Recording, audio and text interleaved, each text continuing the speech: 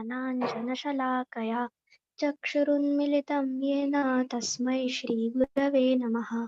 वाक्यकारं वररुचिं भाष्यकारं पतञ्जलिं पाणिनिं सूत्रकारं च प्रणतोऽस्मि मुनित्रयम्। अनादिनिधनं ब्रह्म शब्दतत्त्वं यदक्षरं विवर्तते अर्थभावेन प्रक्रिया जगतो यतः।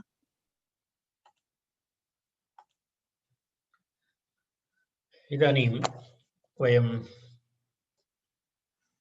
इदानीम् एकः नवीनः विषयः मया ह्यः उक्तं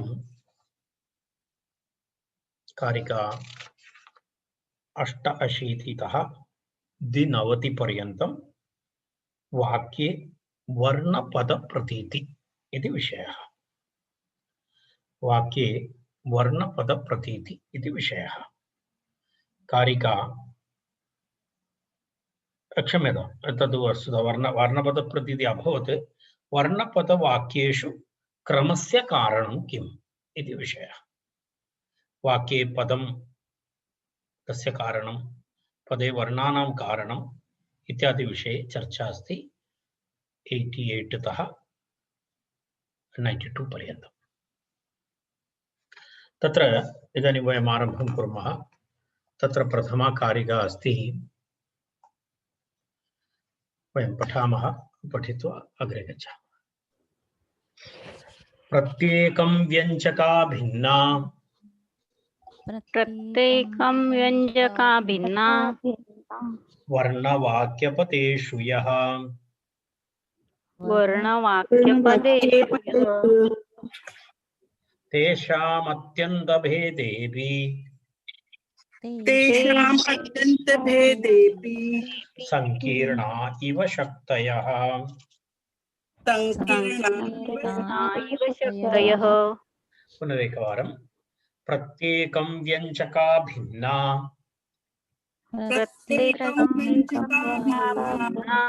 वर्णवाक्यपदेषु ये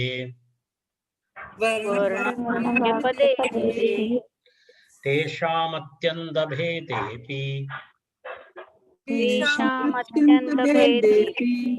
संकीर्णा इव शक्तयः।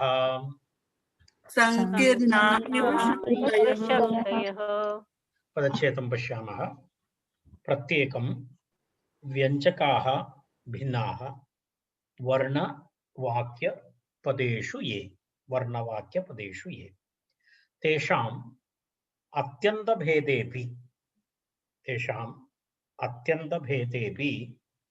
संकीर्णाः इव शक्तयः इति पदच्छेदः। प्रत्येकं व्यञ्जकाः भिन्नाः वर्णवाक्यपदेषु ये तेषाम् अत्यन्तभेदेऽपि संकीर्णा इव शक्तयः। वर्णं पदं वाक्यं। वर्णं वर्णः पदं वाक्यम् एतान् व्यञ्जकध्वनिना एते अभिव्यक्ताः भवन्ति। तर्हि वर्णं पदं वाक्यम् एतस्य कृते यः व्यञ्जकध्वनिः अस्ति ते परस्परं भिन्नाः भवन्ति। वर्णात् भिन्नमस्ति पदं, पदात् भिन्नमस्ति वाक्यम्। एते सर्वे वस्तुतः व्यञ्जकध्वनयः, परन्तु एते परस्परं भिन्नाः। यदि ते भिन्नाः सन्ति चेदपि ते व्यङ्ग्यान् प्रकाशयति अथवा व्यङ्ग्यं प्रकाशयति। व्यङ्ग्यं नाम स्फोटः अथवा शब्दः अथवा अर्थः यत्किमपि तत्र भवन्तः वाक्यं। व्यङ्ग्यं नाम तस्य व्यञ्जकमस्ति ध्वनिः। व्यङ्ग्यस्य प्रकाशकाः इति दृष्ट्या एतेषां परस्परसम्बन्धः अस्ति। केषां? वर्णपदवाक्यानां।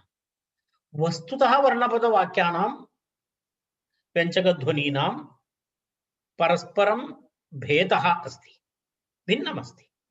तथापि व्यङ्ग्यप्रकाशकत्वे व्यङ्ग्यस्य प्रकाशकत्वे ते परस्परं सम्बन्धिनः भवन्ति इति कथयितुम् एतस्याः कारिकायाः आरम्भः। वर्णपदवाक्येषु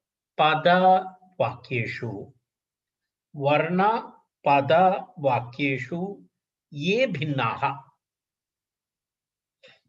व्यञ्जकध्वनयः सन्ति इति तदनन्तरं योजयतु। वर्णपदवाक्येषु ये भिन्नाः के तदेव अहं तत्र योजयितुम् उक्तवान्।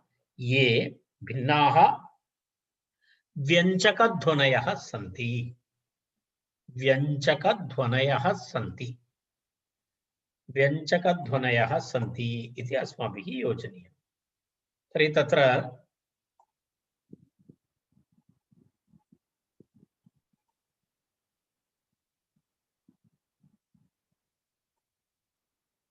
ये व्यञ्जकध्वनयः सन्ति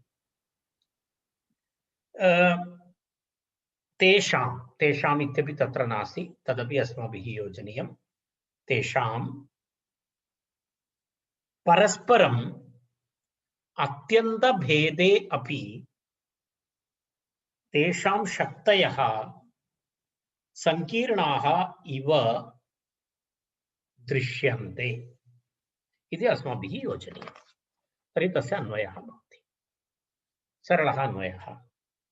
वर्णवाक्यपदेषु ये भिन्नाः व्यञ्जकध्वनयः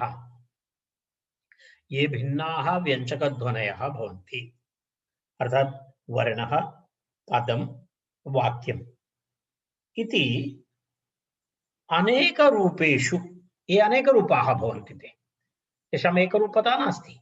वर्णः भिन्नः, पदं भिन्नं, वाक्यं भिन्नं।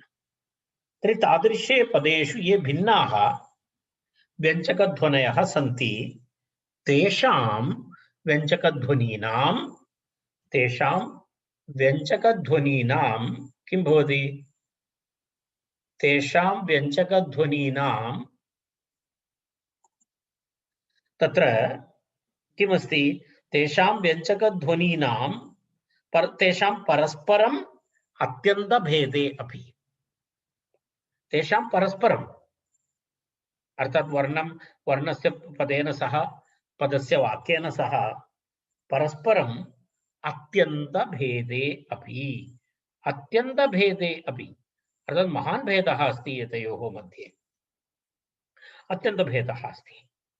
अत्यन्तभेदे अपि किं भवति? तत्र तेषां शक्तयः, तेषाम् इत्युक्ते वर्ण वाक्य पदानां तेषां शक्तयः व्यञ्जकम् इति दृष्ट्या तेषां सामर्थ्यम् इति आशयः। तेषां शक्तयः इत्युक्ते ते सर्वे व्यञ्जकाः। कस्य व्यञ्जकाः? व्यङ्ग्यस्य व्यञ्जकाः। व्यङ्ग्यं नाम स्फोटः अथवा अर्थः, शब्दः। तस्य व्यङ्ग्यस्य व्यञ्जकाः सन्ति एते सर्वे वर्ण पद वाक्यानि। तर्हि तेषां शक्तयः व्यञ्जकम् इति दृष्ट्या एते सर्वे व्यञ्जकाः। तर्हि व्यञ्जकम् इति दृष्ट्या तेषां सामर्थ्यं संकीर्णाः इव दृश्यन्ते। संकीर्णाः इत्युक्ते अन्योन्यं सम्बन्धिताः इव दृश्यन्ते। संकीर्णाः इत्युक्ते एतस्य आशयः एवमस्ति, परस्परं भिन्नाः, तेषाम् अत्यन्तभेदः अस्ति, तथापि व्यञ्जकम् इति दृष्ट्या एते सर्वे व्यञ्जकाः। तर्हि व्यञ्जकम् इति दृष्ट्या किमस्ति? व्यञ्जकम् इति दृष्ट्या एते संकीर्णाः इव दृश्यन्ते इत्युक्ते परस्परं सम्बन्धिताः इव दृश्यन्ते। तथा अस्ति। तत् केवलं तथा तथा दृश्यन्ते, वस्तुतः परस्परभेदः नास्ति, तथापि दृश्यन्ते। तद् कथम् इति किञ्चित् एतस्य स्वल्पं विवरणं करिष्यामि।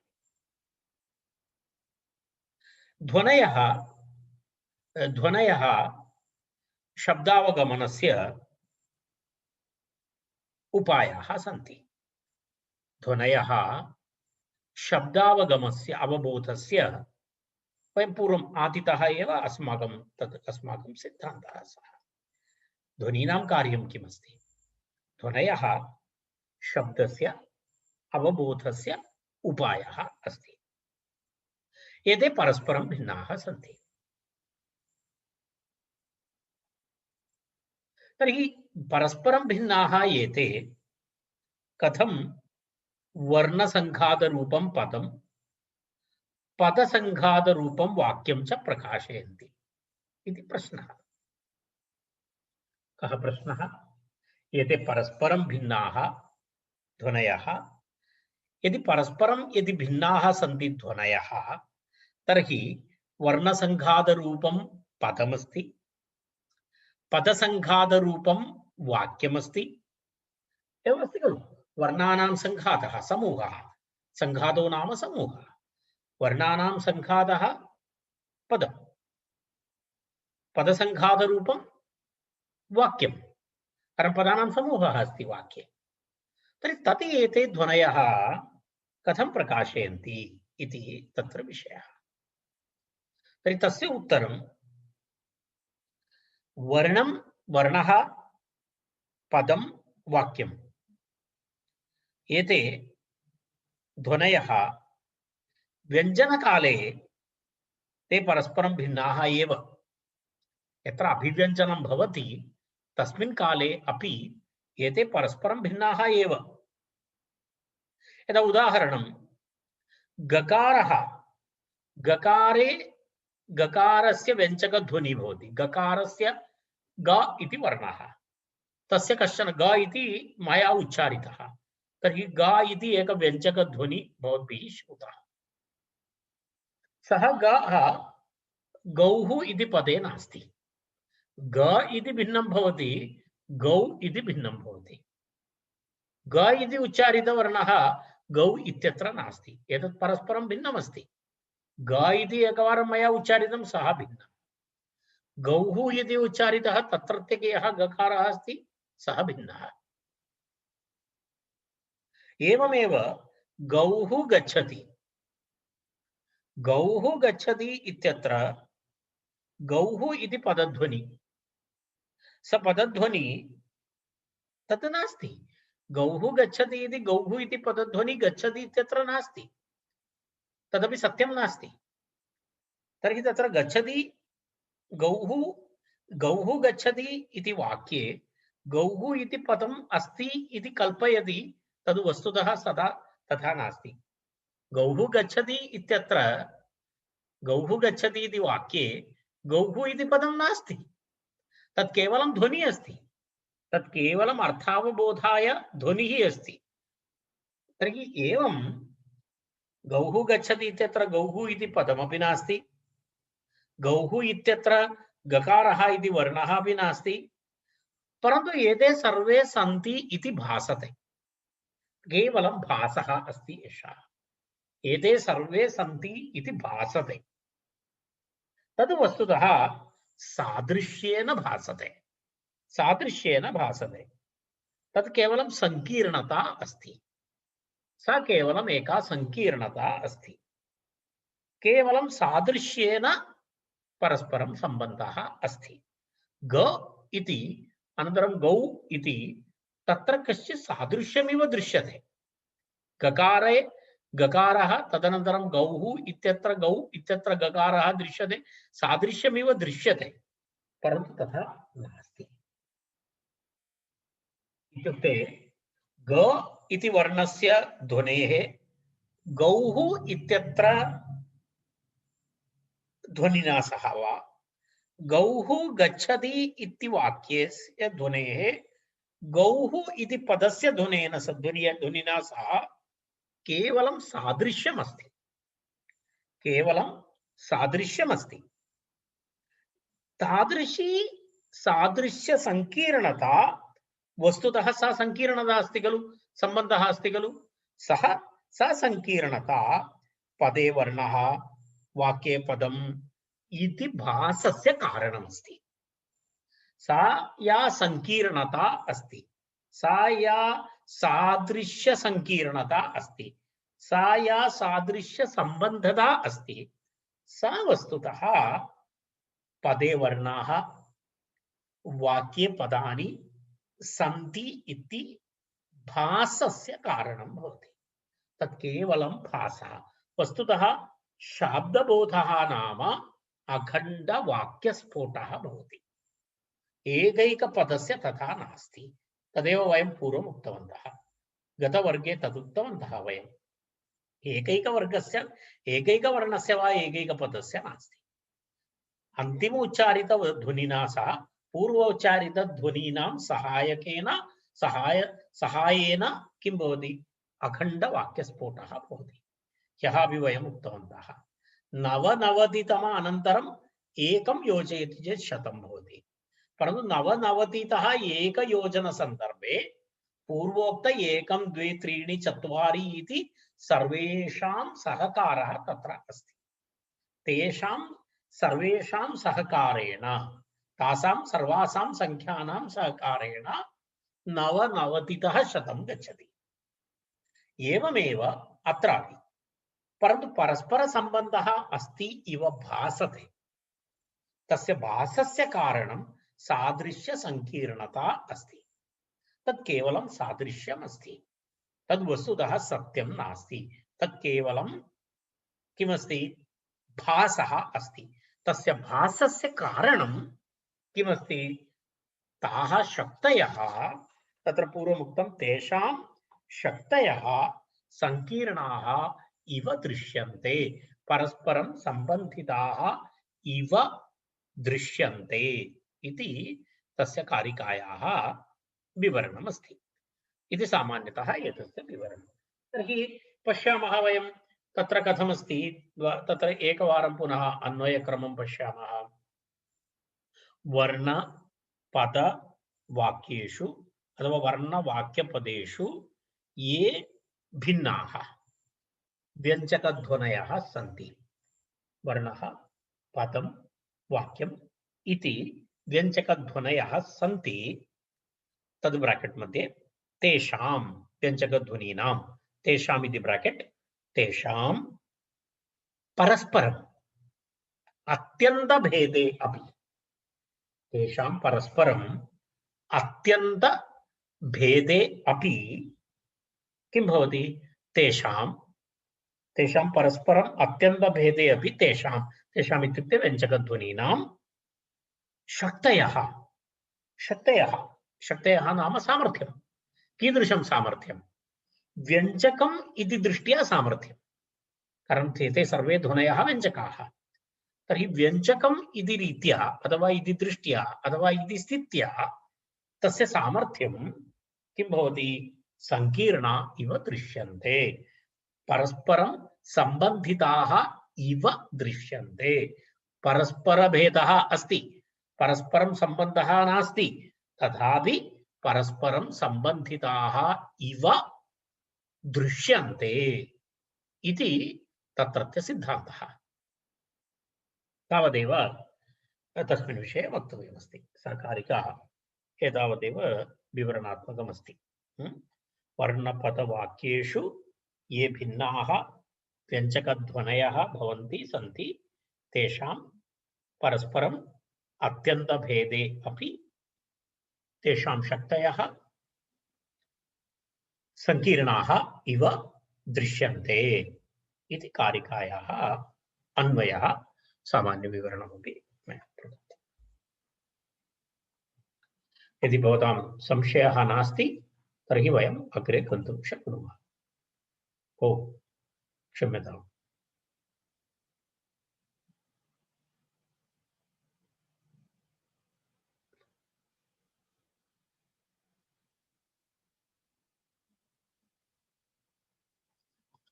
तद् स्टेज तत्र स्क्रीन शेयरिंग इति आसीत् तत् कुत्रापि गतम्। एकनिमेषः।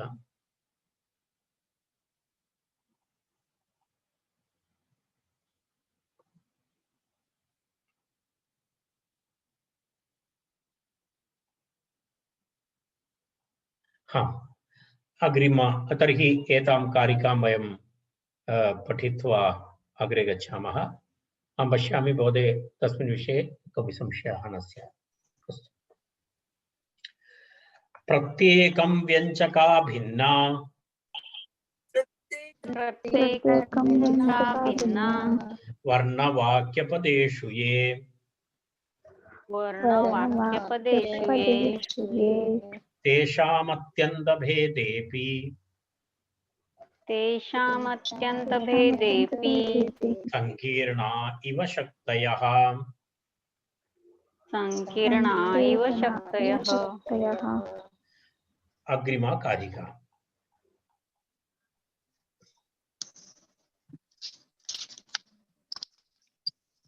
नव अशीतितमा कारिका। यथैव दर्शनैः पूर्वैर् यथैव दर्शनैः पूर्वैः दूरात् सन्तमसेऽपि वा दूरात् सन्तमसेऽपि वा अन्यथा कृत्य विषयम् अन्यथा कृत्य विषयम् अन्यथैवाध्यवस्यति अन्यथैव अध्यवस्यति।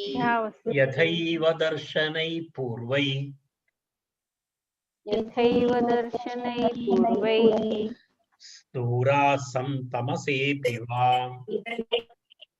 दूरात् सन्तमसेऽपि वा अन्यथा कृत्य विषयम्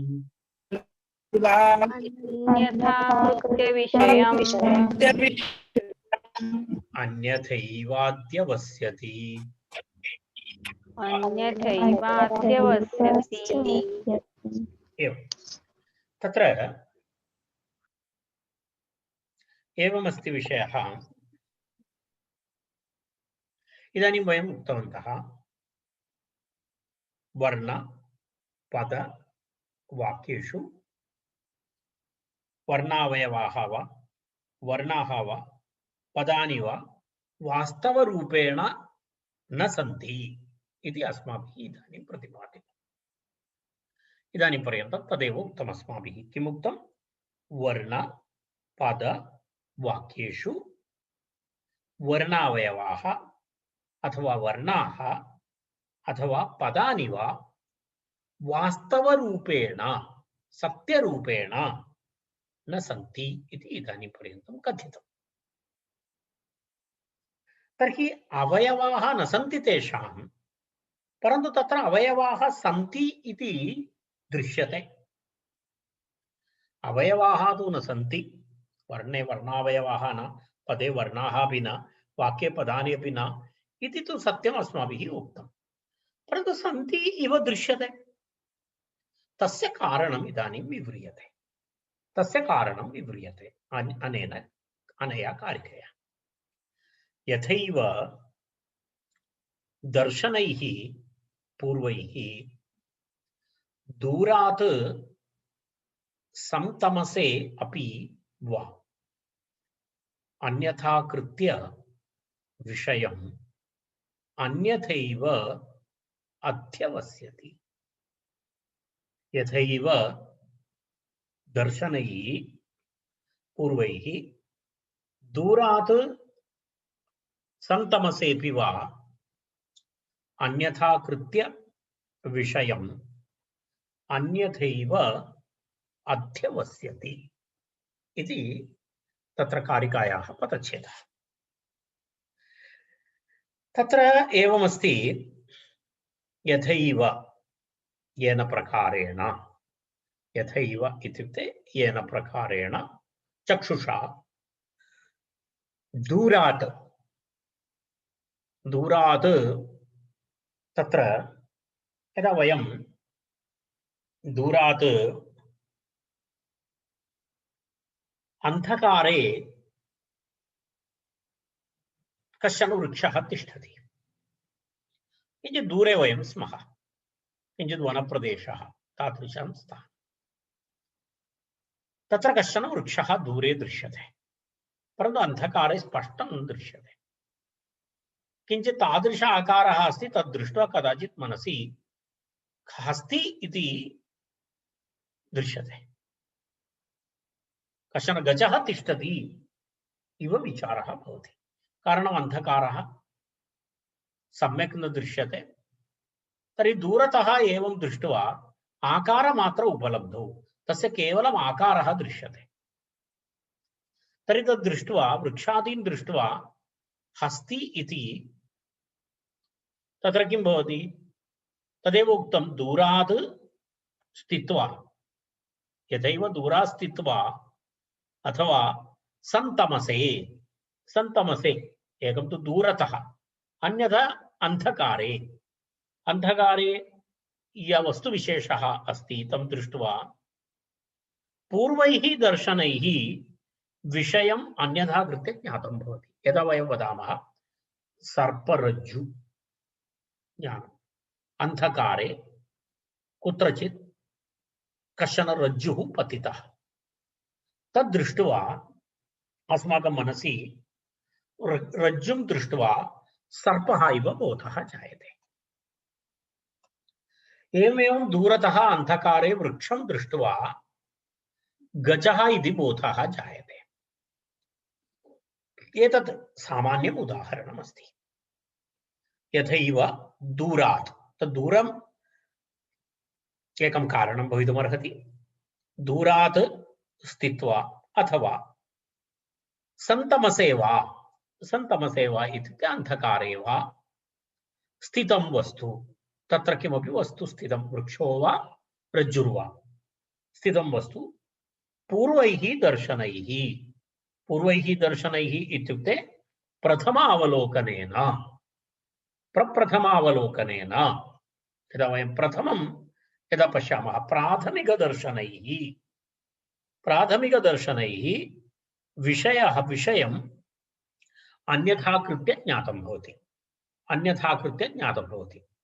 अन्यथा कृत्य इत्युक्ते वृक्षः गजमिव, रज्जुः सर्प इव अन्यथा कृत्य, स्वरूपेण अन्यथा कृत्य, हस्तित्वेन सर्पत्वेन च गृहीत्वा तत्र अस्माकं मनसि पुनः स एव विचारः भवति, एषः गजः अस्ति, एषः सर्पः अस्ति इति विचारः भवति। तर्हि एवम् अन्यथा कृत्य ज्ञानं तस्मिन् पुनर्दर्शनेन, तद् ब्राकेट् मध्ये स्थापनीयम् अस्माभिः। तर्हि तत्र प्रथमतः वदामि, यथैव दूरात्, तदनन्तरं स्थित्वा इति ब्राकेट्, दूरात् स्थित्वा पुनः अथवा सन्तमसे वा इति, अथवा, अथवा इति तत्र नास्ति, तदस्माभिः योजनीयम्। अथवा सन्तमसे वा स्थितं वस्तु, स्थितं वस्तु इति तत्र नास्ति, स्थितं वस्तु इति अस्माभिः योजनीयम्। सन्तमसे वा स्थितं वस्तु, तर्हि तावत्पर्यन्तं यथैव दूरात् स्थित्वा अथवा सन्तमसे वा स्थितं वस्तु पूर्वैः दर्शनैः, प्राथमिकदर्शनैः इति अर्थः। पूर्वैः दर्शनैः इत्युक्ते प्राथमिकैः दर्शनैः किं भवति? विषयम् अन्यथा कृत्य ज्ञातं, विषयम् अन्यथा कृत्य ज्ञातं।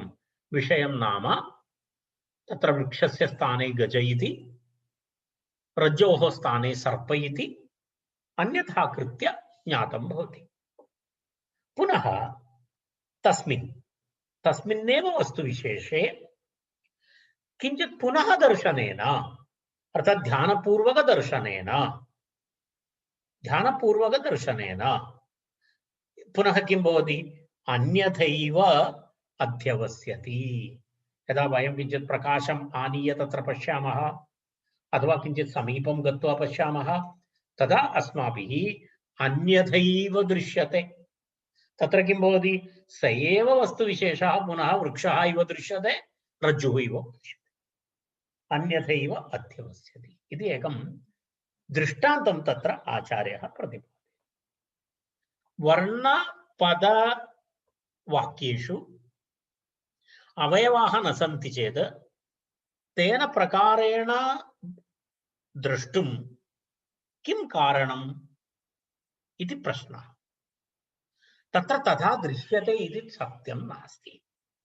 तस्य कृते उदाहरणेन आचार्यः अत्र स्पष्टयति। अंधकारे कश्चन रज्जुविशेषः तं दृष्ट्वा दूरतः सर्पः इव भासते। अंधकारे स्थितं वृक्षं दृष्ट्वा कदाचित् प्राथमिकदर्शने गजः इति भासः भवेत्। एतेन प्रकारेण सर्परूपेण वा गजरूपेण वा यां वस्तुविशेषं वयं दृष्टवन्तः तं वस्तुविशेषं पुनः सावधानं पश्यामः चेत्, अर्थात् किञ्चित् अधिक अवधानेन वयं पश्यामः चेत् तत् सः सर्पः न रज्जुः इति, सः गजः न वृक्षः इति तत्र अवगन्तुं शक्यते, तत्र अतः अवगन्तुं शक्यते। एतेन प्रकारेण वर्णपदवाक्येषु येषाम् अवयवानां प्रतीतिः भवति ते अपि वस्तुतः अनवधानेन भवति। यदा वयम् अखण्डवाक्यस्फोटं वयम् अवगच्छामः तत्र पुनः न वर्णः न पदं न वाक्यं। यदा वयं सावधानेन समीपं गत्वा पश्यामः तर्हि वृक्षस्य अवबोधः भवति, तदा पुनः गजः नास्ति। समीपं गत्वा पश्यामः रज्जोः, तदा सर्पः नास्ति, रज्जुः इति बोधः भवति। पुनः वयं कियदपि कुर्मः तत्र पुनः सर्पबोधः न भवति, कियदपि कुर्मः पुनः तत्र गजबोधः न भवति। एवमेव यदि एकवारम् अखण्डवाक्यस्फोटः भवति पुनः तत्र वर्णस्य वा पदस्य वा वर्णावयवस्य वा वाक्यस्य वा किमपि तत्र रोल् नास्ति। तत् केवलं पूर्वमस्तीव भासते, केवलं पूर्वमस्तीव भासते। तदा एकवारं ज्ञातं भवति, एकवारम् अवगतं भवति, अखण्डवाक्यस्फोटस्य अवगमनं भवति, तदनन्तरं ते न भवन्ति, ते निर्गताः भवन्ति, तेषां कार्यं नास्ति। यदा भवन्तः रज्जुं दृष्ट्वा सर्पमिव मत्वा भवन्तः भयविह्वलादिकम् अनुभवन्ति, यदि भयविह्वलादिकम् अनुभवन्ति वस्तुतः किं दृष्ट्वा अनुभवन्ति? सर्पं दृष्ट्वा वा? न, भवन्तः किं दृष्टवन्तः? रज्जुं दृष्टवन्तः। परन्तु रज्जुं दृष्ट्वा सर्पबोधः भवति, सर्पबोधः भवति इति तत् सत्यम् इति, तत् सत्यमित्येव चिन्तयित्वा भय विह्वल स्वेद इत्यादि सर्वं भवति। परन्तु तदनन्तरम् एकवारं प्रकाशे पुनर्दर्शने रज्जुमिति ज्ञात्वा एकमेकवारम् अय्यो एतावत् पर्यन्तं मया किं चिन्तितम् इति उक्त्वा तद् विस्मरति। एवमेव वृक्षं दृष्ट्वा दूरतः गजबोधः भवति, समीपं गत्वा पश्यामः वृक्षमिति अवगम्य किं भवति? हसति आत्मानम् एकवारं, किं मया चिन्तितम् इति। एवमेव अखण्डवाक्यस्फोटविषये अपि वर्णपदवाक्यानि इति केवलं भासन्ते, पुनर्दर्शने तदा एकवारं वाक्यस्फोटस्य अखण्डवाक्यस्फोटस्य अवगमनं यदा भवति तदनन्तरं पुनः एते न तिष्ठन्ति, तावत्पर्यन्तं भासन्ते, तावत्पर्यन्तं तत् सत्यमित्येव। यदा इदानीं भवन्तः एकं रज्जुं दृष्टवन्तः, सर्पमिति बोधः जातः, तदनन्तरं यावत्पर्यन्तं भवते रज्जुबोधः न जातः तर्हि भवतां मनसि तद् सर्वदा सर्प इत्येव भवति।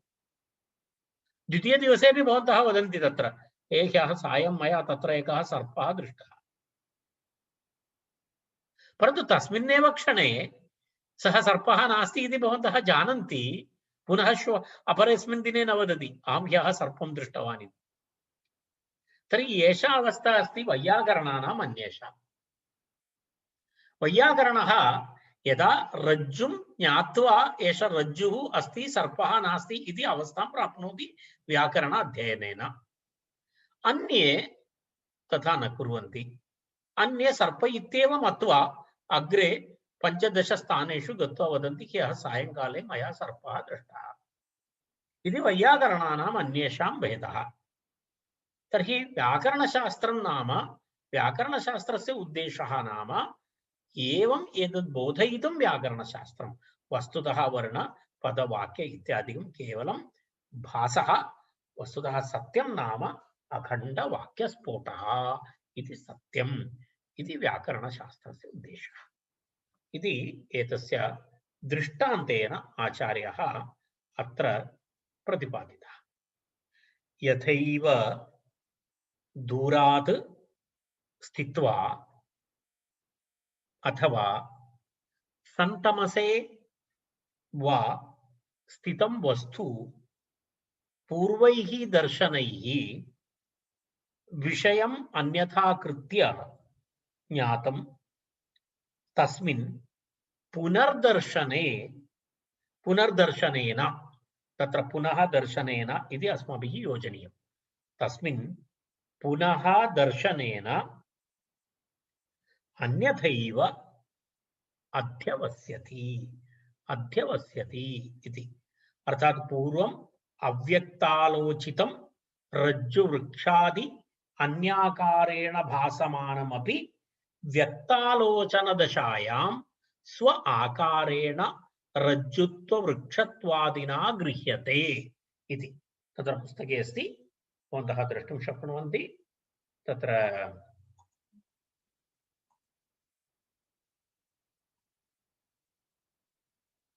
एतदेव वाक्यम्। एतद् वाक्यं बहु महत्त्वपूर्णमस्ति। पूर्वम्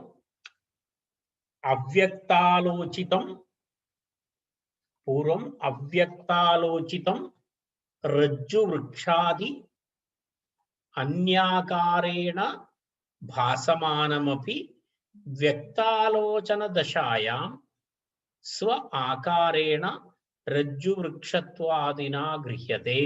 एवं पूर्वपूर्व ध्वनिप्रकाशनवेलायां तिरोहितात्मस्वरूपः वाक्यस्फोटः वर्णपदाकारेण भासमानोऽपि अन्तिमध्वनिप्रकाशनवेलायां स्वरूपेण प्रकाशत इति भावः।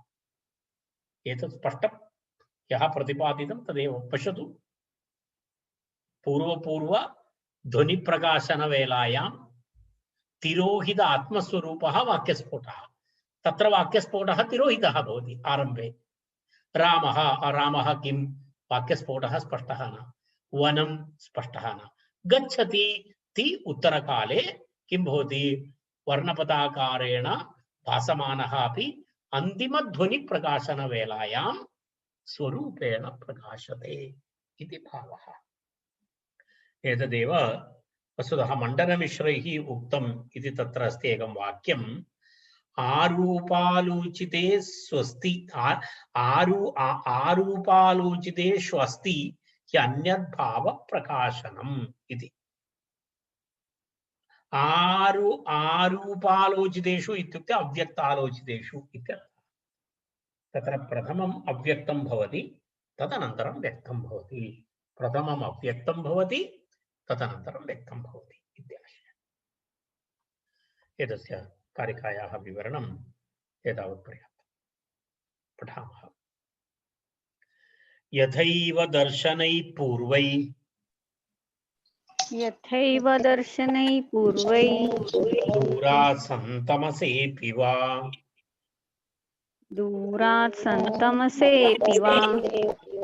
अन्यथा कृत्य विषयम् अन्यथैवाध्यवस्यति।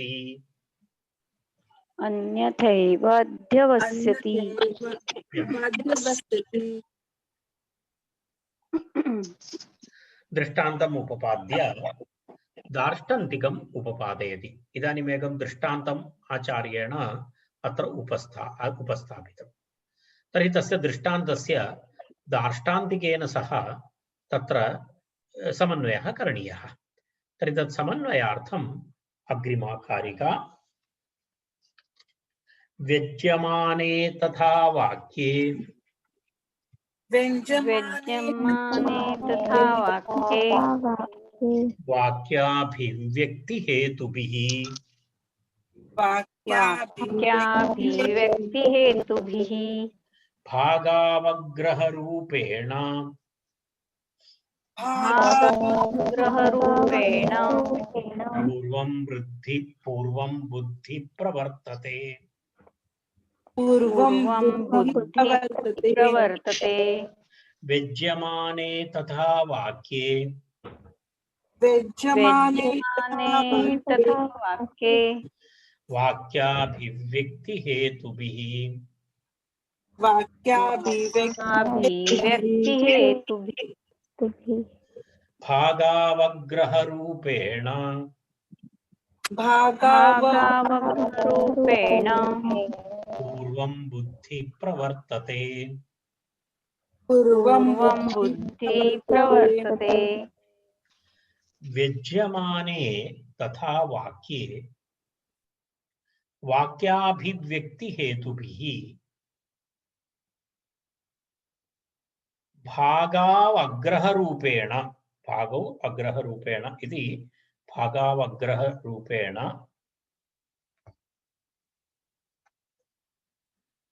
पूर्वं बुद्धिः प्रवर्तते इति पदच्छेदः। व्यज्यमाने तथा वाक्ये वाक्याभिव्यक्तिहेतुभिः भागावग्रहरूपेण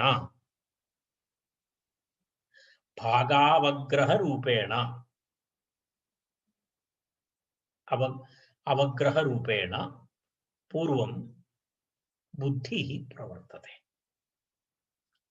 इति पदच्छेदः। तथा इति अस्माभिः आरम्भः करणीयः। तथा इति किमर्थं? पूर्वकारिकायाः आरम्भः यथा इति आसीत्, यथैव इति आसीत्, तद् दृष्टान्तमस्ति। यथा इदानीं तस्य दार्ष्टान्तिकं वदति इति कृत्वा तथा, यदा यथा तत्र उक्तं तथा अत्र इति आशयः।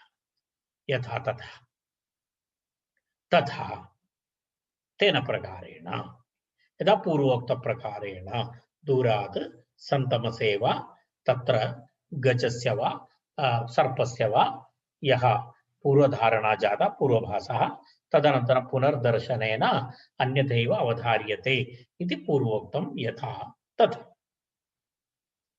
वाक्य अभिव्यक्ति हेतुभिः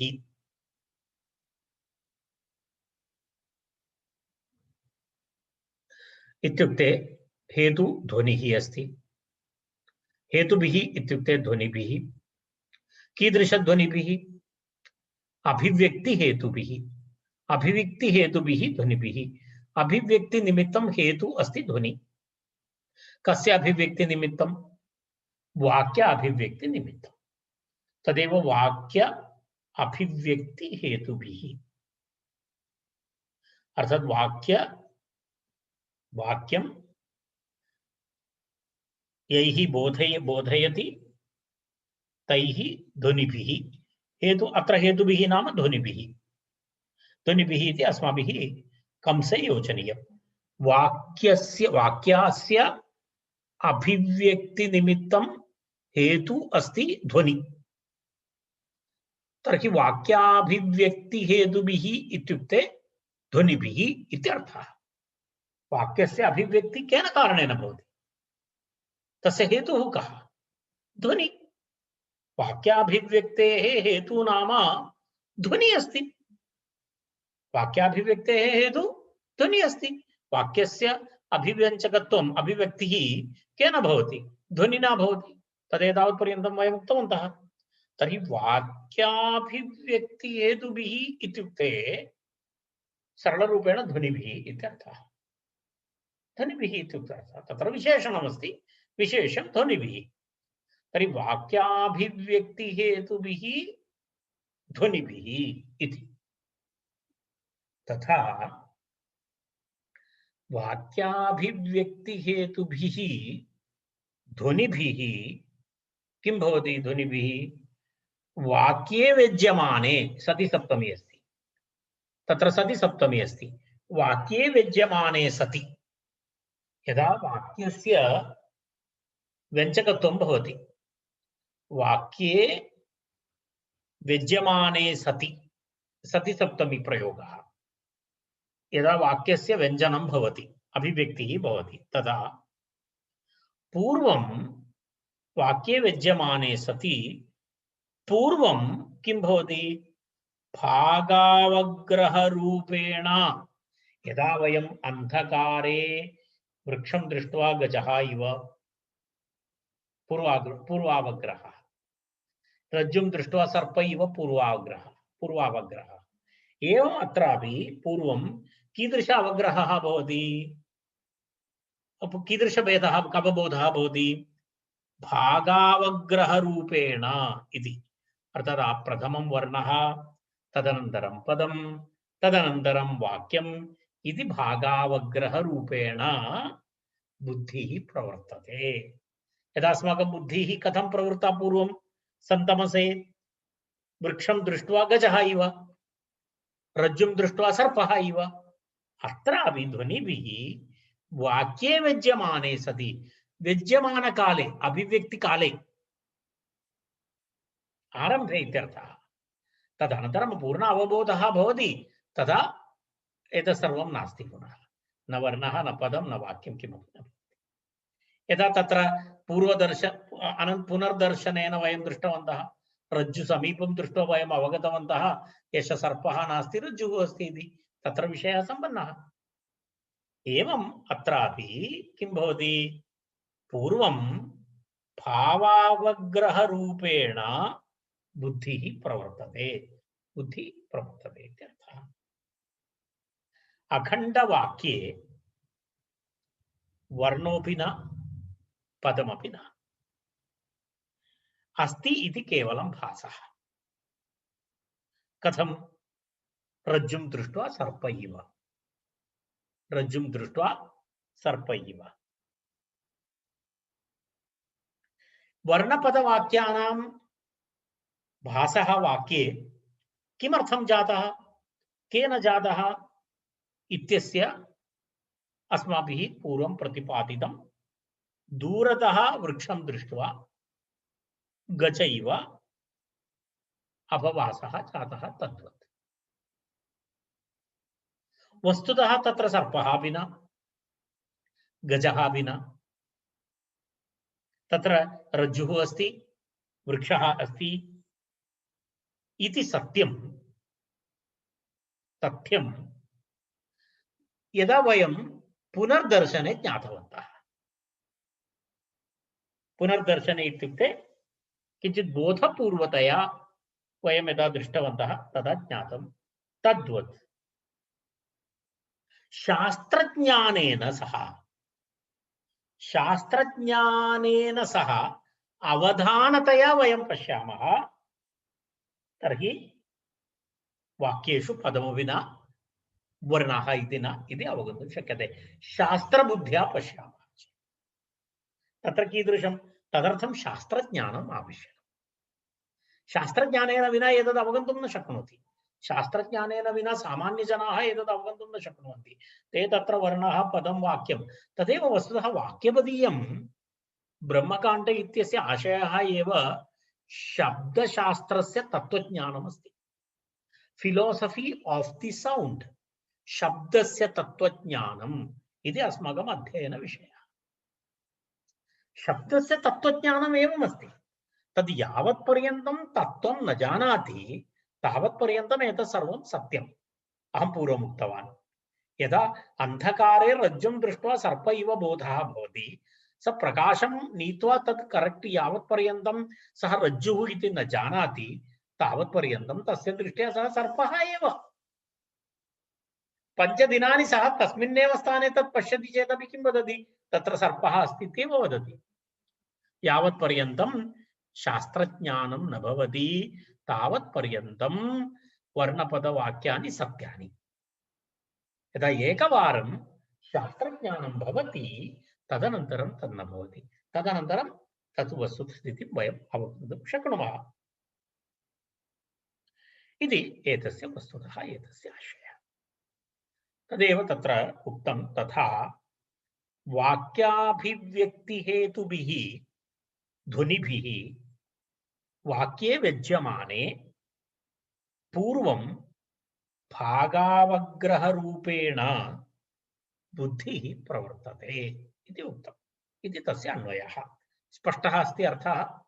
इदानीं विषयः स्पष्टः जातः? अस्तु।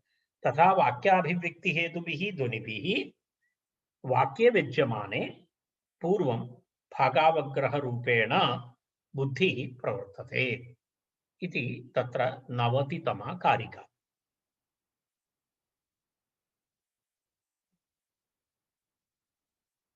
तत्र इदानीं कारिकाद्वयम् अवशिष्टमस्ति अस्मिन् विषये। तत्र यथानुपूर्वी नियमो विकारक्षीरबीजयोः तथैव प्रतिपत्तॄणां नियतो बुद्धिषु क्रमः इति कारिका। भागवत्स्वपि तेष्वेव रूपभेदो ध्वने क्रमात् निर्भागेष्वभ्युपायो वा भागभेद प्रकल्पनम् इति कारिकाद्वयम्। तत्र अग्रिमा कारिका तस्य विषये किञ्चित् उक्त्वा अद्य समापयामः। पश्यतु, दूरदेशे कमपि वृक्षं दृष्ट्वा केवलं गजः इत्येव बोधः जायते इति नास्ति। एवं निश्चितरूपेण गजः एव ज्ञायते, गजबोधः एव भवति इति नास्ति। दूरे वृक्षं दृष्ट्वा पर्वतः वा लघुगिरिः वा मेघः वा इत्यादि भिन्न भिन्न विचाराः भवितुमर्हन्ति। तत्र एकं नियतस्वरूपत्वं नास्ति तस्य। तत्र भवतां मनसि वृक्षं दृष्ट्वा गजः इत्येव भासेत इति नियमः नास्ति। कदाचित् पर्वतः इत्यपि चिन्ता भवति, कदाचित् मेघः इति चिन्ता भवति, बोधः भवति। तत्र कोऽपि नियमयितुं न शक्नोति। भवता एवमेव चिन्तनीयमिति, एवमेव भवतां मनसि भासनीयम् इति नियमः न भवति। परन्तु इत्युक्ते तत्र कोऽपि निश्चितक्रमः नास्ति इत्यर्थः अवबोधे। परन्तु प्रकृते तथा नास्ति।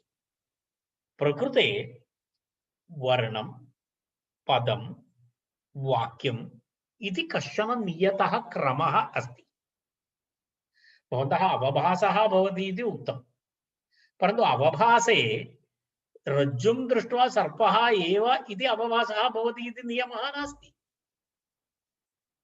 वृक्षं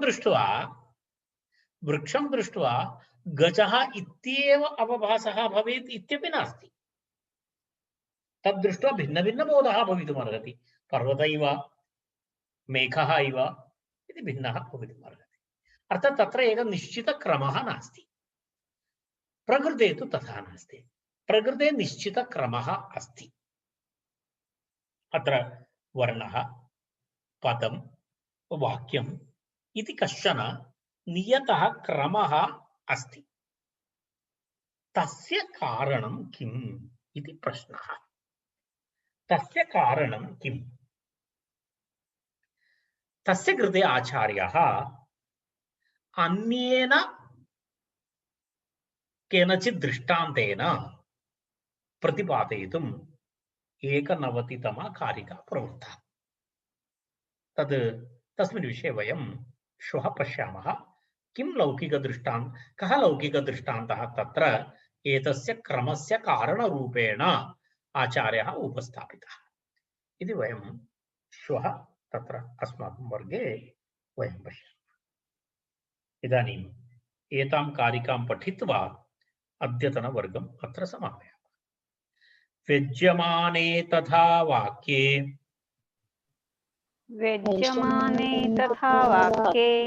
वाक्याभिव्यक्तिहेतुभिः वाक्याभिव्यक्तिहेतुभिः भागावग्रहरूपेण